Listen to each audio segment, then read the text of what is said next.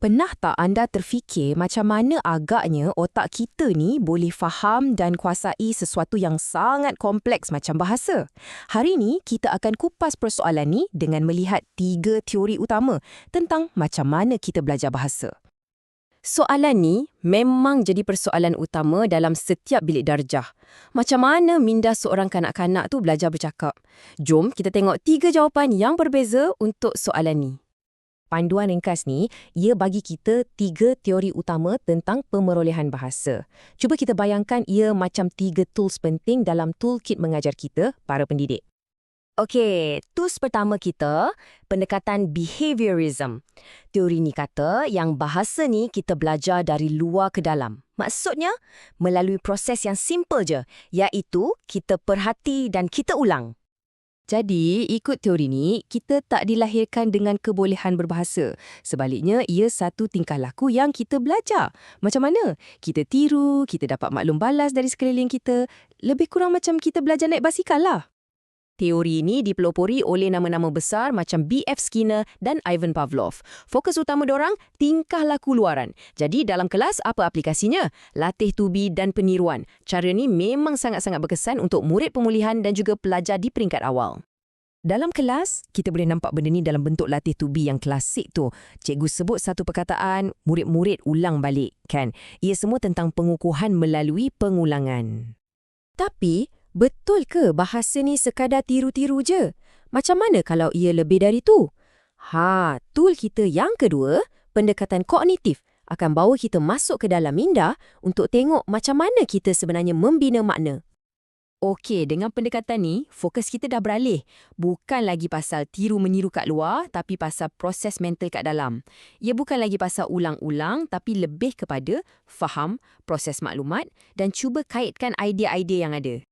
Tokoh macam Jean Piaget pula jadi panduan kita kat sini. Matlamat dia dah beralih ke arah pemikiran aras tinggi. Jadi pendekatan ni memang sesuai sangat untuk pelajar yang dah bersedia nak analisis teks, buat inference dan betul-betul faham apa yang diorang baca. Jadi, apa aktiviti dia? Daripada cuma ulang apa cikgu cakap, pelajar digalakkan untuk susun idea, kaitkan maklumat baru dengan apa yang diorang dah tahu. Contohnya, buat peta minda atau mungkin tulis jurnal refleksi. Okey, nampak tak beza dia? Kita ada 2 perspektif yang sangat berbeza. Behaviorism, tengok bahasa ni macam tindakan luaran yang kita boleh nampak. Macam burung kakak tua ikut cakap orang. Kognitivism pula, dia tengok bahasa ni sebagai satu proses dalaman. Macam ada gear yang tengah berpusing dalam otak kita. Alright, tool kita yang terakhir. Yang ni meneroka satu idea yang cukup luar biasa. Idea mengatakan kita semua ni sebenarnya dilahirkan dengan bakat istimewa untuk berbahasa.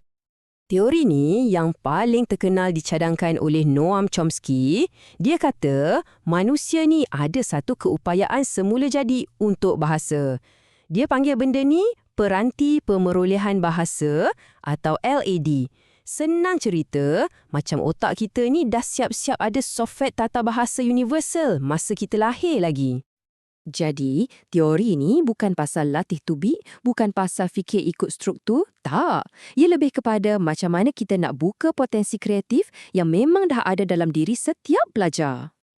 Jadi, dalam kelas, macam mana kita nak guna pendekatan ni? Melalui aktiviti-aktiviti pengayaan. Maksudnya, kita wujudkan satu persekitaran yang kaya dengan bahasa, tempat pelajar boleh bebas bereksperimen. Contohnya, melalui penceritaan kreatif, perbahasan atau mungkin menulis puisi. Okey, kita dah ada 3 tools. Jadi, mana satu yang paling bagus? Jawapannya, seorang tukang yang mahir, dia tak akan guna satu tool je kan? Kunci kejayaan yang sebenar dalam mengajar literasi ni sebenarnya terletak pada gabungan dan penyesuaian. Seorang pendidik yang hebat, dia tahu macam mana nak campurkan semua pendekatan ni ikut keperluan pelajar dia. Jadi, ni rumusan penting dia. Kita pecahkan kepada 3 langkah mudah. Pertama, gabungkan semua pendekatan tadi. Jangan harap pada satu je. Kedua, sesuaikan cara mengajar tu dengan tahap dan keperluan murid. Dan ketiga, pastikan pembelajaran tu sentiasa bermakna, praktikal dan menarik. Macam yang petikan ni katalah, guru terbaik tu ibarat tukang yang mahir. Poin utamanya ialah kita kena fleksibel dan strategik. Kena tahu nak guna tool mana, untuk murid yang mana dan untuk tugasan yang mana. Jadi, sekarang anda dah ada semua tools ni. Persoalannya, pelajar macam mana yang akan anda bina? Ini satu persoalan untuk kita fikirkan bersama tentang bagaimana kita boleh gunakan toolkit ni untuk lahirkan generasi komunikator yang akan datang.